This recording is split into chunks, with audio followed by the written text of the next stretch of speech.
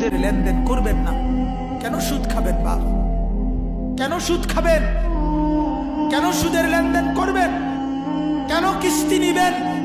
কিস্তি আর সুদ তো বরাবর, কিস্তিও হারাম, সুদও হারাম, স্পষ্ট হারাম। আপনি শুধু এটা আমাকে উত্তর দেন, কুকুরের গোশত হালাল না হারাম? বলেন, সবাই বলেন, কে হারাম করছে? আবার বলেন, আবার বলেন, আবার বলেন। কুকুরের গোশত কেউ খায় আপনারা? তাইলে আল্লাহ যদি হারাম করে কুকুরের গোশত খান না, তাহলে আল্লাহ হারাম করার পরেও সুদ খান কেন? আর সুদ খাইলে কুত্তার গোশত খান না কেন? কথা বলেন না কেন? যিনি সুদ খান তাইলে তিনি কুকুরের গোশত খান, তাইলে?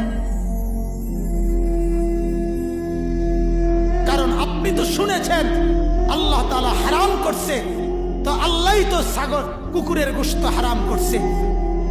তাহলে আল্লাহর হারাম এটা মানলে আল্লাহর হারাম এটা মানবেন না কেন?